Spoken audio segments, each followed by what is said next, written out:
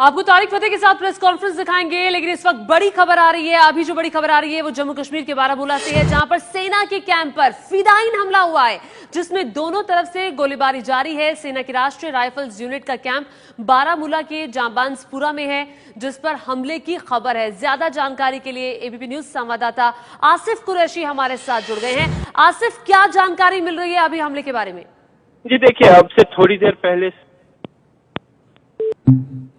आसिफ से हम फिर से संपर्क करेंगे। अब से कुछ ही देर पहले यह हमला हुआ है और आपको बता दें कि अभी इस वक्त दोनों तरफ से गोलीबारी जारी है। फिदायीन हमला हुआ है, ये सेना के कैंप पर फिदायीन हमला हुआ है। और आपको बताएं कि सेना के राष्ट्रीय राइफल्स यूनिट का कैंप है बारामूला के जानबाजपुरा में, जहां पर हमले की खबर है। और इस वक्त भी आपको बता दें कि तनाव बना हुआ है वहां पर, दोनों तरफ से इस वक्त फायरिंग जारी है, गोलाबारी जारी है। ये फिदायीन हमला वहां पर हुआ था बारामूला में, और उरी के हमले को ज्यादा वक्त नहीं हुआ, एक और हमला बारामूला में हुआ है। आसिफ कुरैशी, आसिफ जानकारी दे रहे थे आप?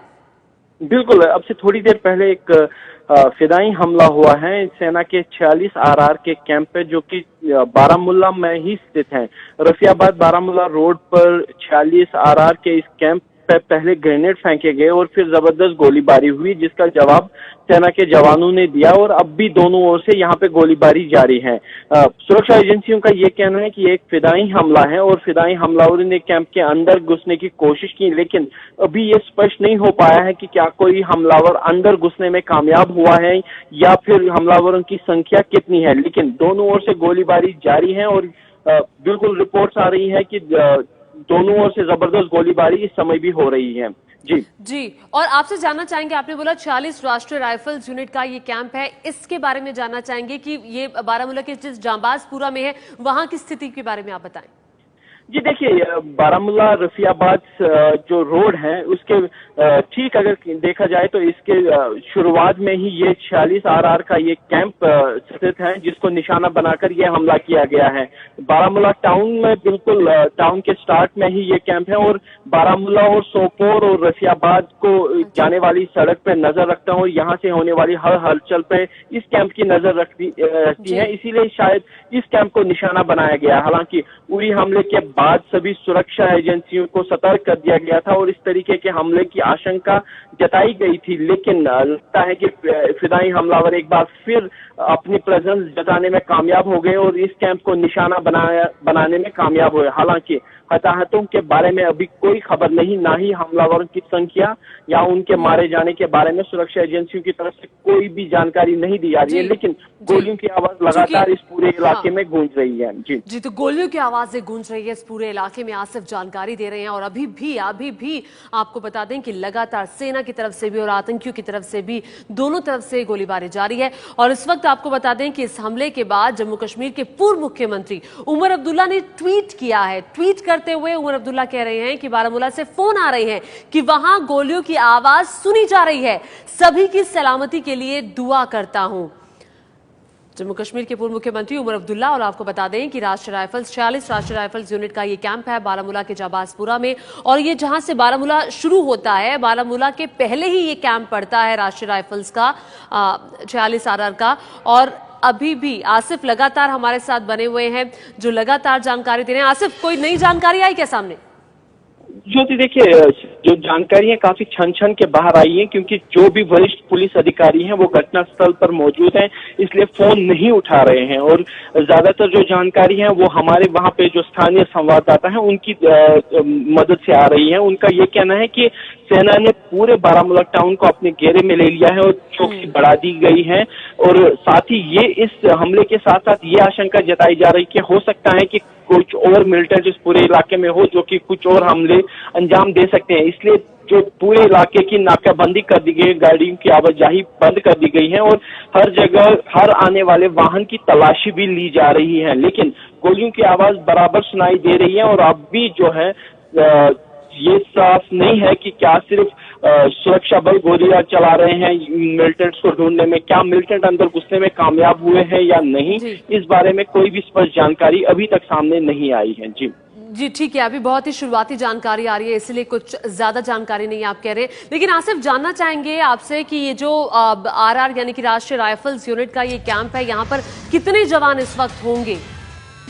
देखिए, जवानों के बारे में जानकारी स्पष्ट तौर पर नहीं दी जाती क्योंकि कैंप की सुरक्षा का मामला होता है, लेकिन यहाँ पे 46 आरआर का एक यूनिट है, यानी लगभग 200 जवान यहाँ पे मौजूद हो सकते हैं, लेकिन सही आंकड़ा बताना शायद हमारे लिए संभव नहीं होगा।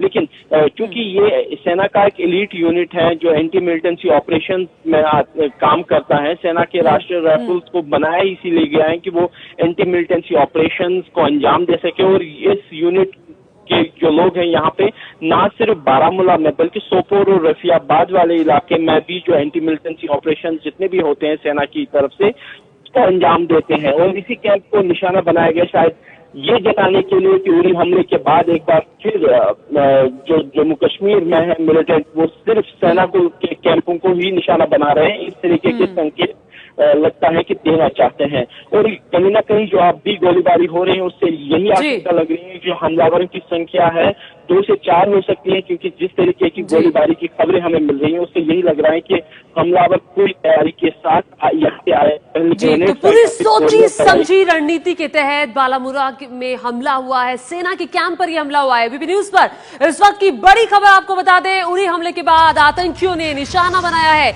बारामूला में सेना के कैंप पर हमला हुआ है। पहले ग्रेनेड फेंके गए आतंकियों की तरफ से। अभी तक ये जानकारी साफ साफ नहीं आ पाई है कि क्या सेना के कैंप के अंदर घुसने में आतंकी कामयाब हुए हैं।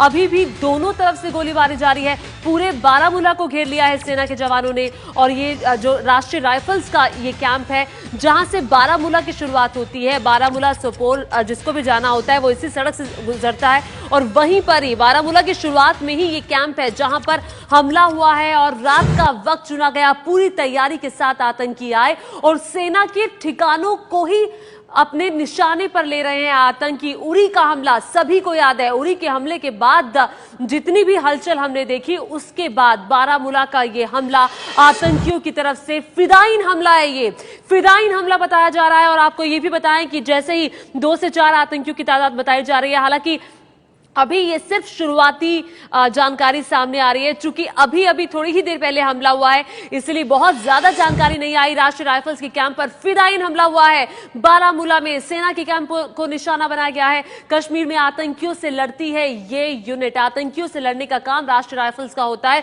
3 से 4 आतंकियों की तादाद बताई जा रही है। मुठभेड़ की खबर है कि अभी दोनों तरफ से गोलियां चल रही है, दोनों तरफ से गोलियां चल रही है। ग्रेनेड फेंके गए थे सबसे पहले, जैसे ही आतंकी वहां पहुंचे सेना के कैंप पर ग्रेनेड से पहले हमला किया। और क्या अंदर घुसने में आतंकी कामयाब हुए, अभी जानकारी नहीं आई है। लेकिन एबीपी न्यूज पर इस वक्त की बड़ी खबर आपको दे रहे हैं, बारामूला में सेना के कैंप पर हमला हुआ है। उरी के हमले को ज्यादा दिन नहीं बीते और उसके बाद बारामूला में सेना के ठिकाने को निशाना बनाया है।